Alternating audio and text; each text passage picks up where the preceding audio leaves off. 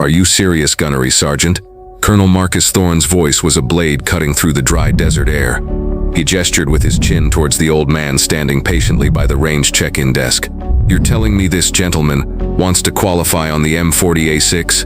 The disbelief dripped from his words, thick and oily. Raymond Hunt, 81 years old, said nothing. He stood with a stillness that seemed ancient, his hands clasped loosely behind his back. His eyes, the color of a faded sky, were not on the colonel, but on the distant targets shimmering under the California sun. He looked less like a threat and more like a man who had misplaced his tour bus. "Sir," Gunnery Sergeant Miller began, his own voice tight with a respect the colonel clearly lacked. "Mr. Hunt is a certified civilian marksman. He has all the paperwork. He just requests an hour on lane 4. Thorne let out a short, incredulous laugh. It was a sound that made several young Marines nearby shift uncomfortably. They were waiting for their own range time, and this unexpected delay was turning into a spectacle. The colonel, a man whose reputation was built on logistics and PowerPoint presentations rather than trigger time, clearly saw the old man as a bureaucratic nuisance and perhaps a personal affront. He thrived on order, on the predictable rhythm of a base running on his schedule. Raymond Hunt was an unwelcome variable. Paperwork. Thorne scoffed, snatching the clipboard from Gunny Miller's hand. He scanned the documents with a theatrical slowness, his lip curling. "This certification is older than half the men on this range. Look at him, Gunny. He can barely stand. You want me to hand him a $200,000 rifle system so he can what? Tell war stories and maybe hit the berm if we're lucky." The colonel stepped closer to Raymond, his polished boots crunching on the gravel. He was a good foot taller, radiating an aura of crisp uniforms and self-importance. Raymond didn't flinch. He simply met the colonel's gaze. In that moment it was unclear who was truly appraising whom. "Sir," Raymond said, his voice a low, calm rumble, not shaky as the colonel might have expected. "I'm just here to fire a string. I won't be a bother." "A bother?" Thorne's voice rose.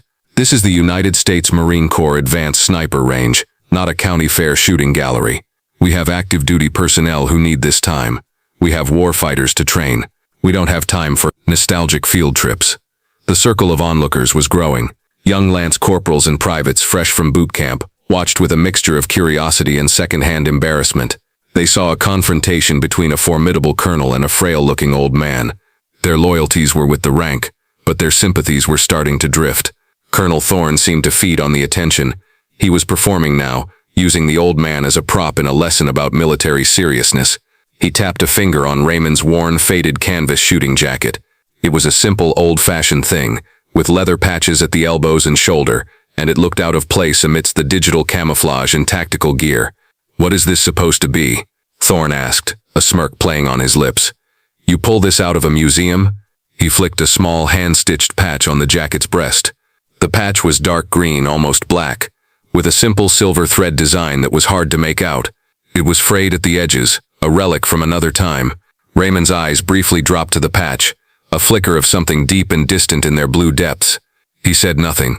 "I need to see your identification again," the colonel demanded, holding out his hand. "And I want to see your hands.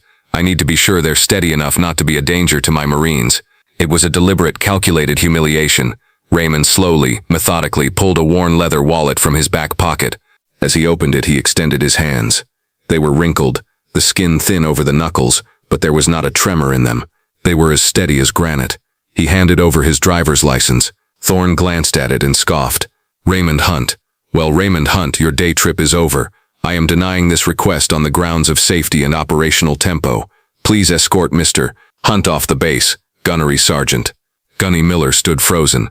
He looked from the colonel's smug face to Raymond's impassive one. The injustice of it was a physical weight.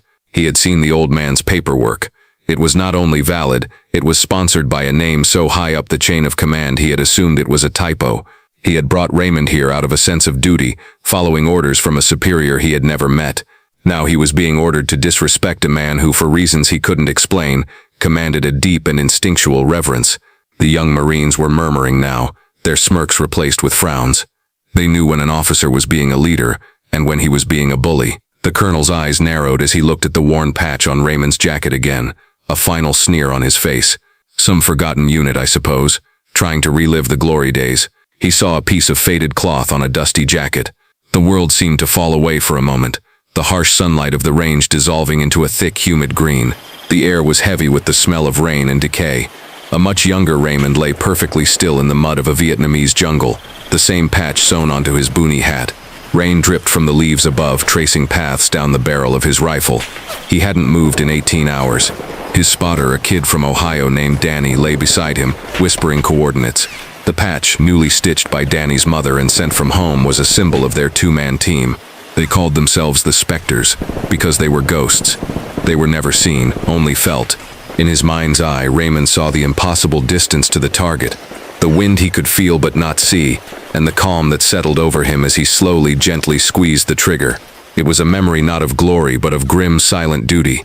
Back on the sun-baked range, Raymond's expression hadn't changed, but Gunny Miller saw the shift in his eyes. He saw the flicker of a fire that had never truly gone out. The colonel's mockery of the patch was the final straw. This was no longer about procedure, it was about desecration. "Colonel, with all due respect," Miller started, but Thorne cut him off. "Are you questioning my order, Gunny?" "No, sir," Miller said, his jaw tight. He gave Raymond an apologetic look. "Sir, if you'll follow me." As he began to lead Raymond away, the old man stopped and turned back to the colonel. "The request was for Lane 4, specifically," Raymond said, his voice even. "It's important." This only enraged Thorne further. The audacity of the old man to persist.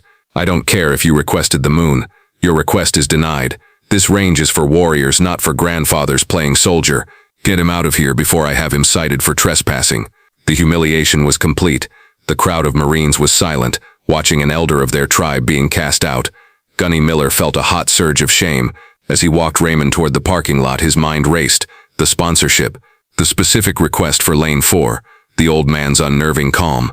It didn't add up.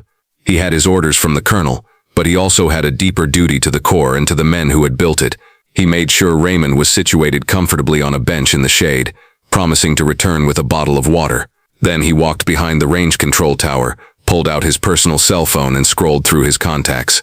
There was one number he kept for absolute emergencies, a direct line to a master sergeant at the base command building, a man who had seen everything and knew everyone. Master Sergeant Davis. He pressed the call button. "Davis," a gruff voice answered. "Master Sergeant, it's Gunny Miller down at the Hathcock Range," he said, keeping his voice low. "Sorry to bother you, sir, but we have a situation." "What is it, Gunny? Did one of your new shooters forget which end the bullet comes out of?" "No, sir. It's Colonel Thorne.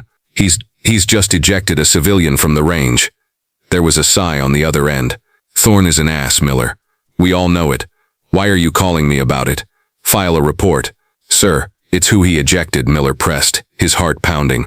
He felt like he was walking a tightrope over a canyon. "The civilian's name is Raymond Hunt." Silence. For a full 5 seconds, the only sound was static. Gunny Miller wondered if the call had dropped. Then Master Sergeant Davis's voice came back, but it was completely different. The gruffness was gone, replaced by a cold, sharp urgency. "Say that name again, Gunnery Sergeant." "Hunt, sir. Raymond Hunt. Spell it. Hunt." Another pause, this one filled with a tension that Miller could feel through the phone. "Gunny," Davis said, his voice now dangerously quiet. "Keep that man there. Do not let him leave the base. Use whatever excuse you have to. I don't care if you have to tell him the general wants to polish his boots. Just keep him there. Do you understand me?" "Yes, Master Sergeant," Miller said, stunned. "Good. Help is on the way." The line went dead. Gunny Miller stared at his phone, a sudden chilling realization dawning on him. Colonel Thorne hadn't just made a mistake. He had kicked a hornet's nest. A very, very old one. Master Sergeant Frank Davis slammed the phone down in its cradle, his face pale. For a man who had spent 30 years in the Marine Corps, from the streets of Fallujah to the mountains of Afghanistan, it took a lot to rattle him. But the name Raymond Hunt was a lightning strike from a clear sky. It wasn't a name you heard, it was a name you read about in dusty classified after-action reports and whispered about in instructor lounges at Quantico.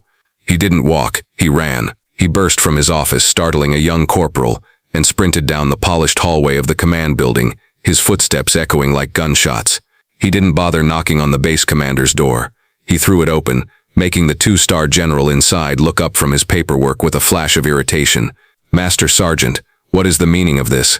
General Peterson demanded. "Sir, my apologies, but this is an emergency," Davis said, still breathless. "It's Colonel Thorne, sir, down at the Hathcock Range." The general's expression hardened. What has Thorne done now? "He's thrown a civilian off the range, denied him access." Peterson sighed, exasperated. "Frank, I'm busy. Can't this be handled by the provost marshal? Sir, Davis said, leaning forward and lowering his voice. The civilian's name is Raymond Hunt. The general froze. The pen in his hand stopped moving. He slowly lifted his head, his eyes widening as the name registered. He stared at his master sergeant, searching his face. Raymond Hunt. Are you certain? Gunny Miller just called me from the range. H-U-N-T. It's him, sir. General Peterson's entire demeanor changed. The annoyed administrator vanished, replaced by the warrior. He rose from his chair, his movements suddenly crisp and urgent. He looked at his master sergeant, and for the first time Davis saw a flicker of something that looked like fear in his commander's eyes.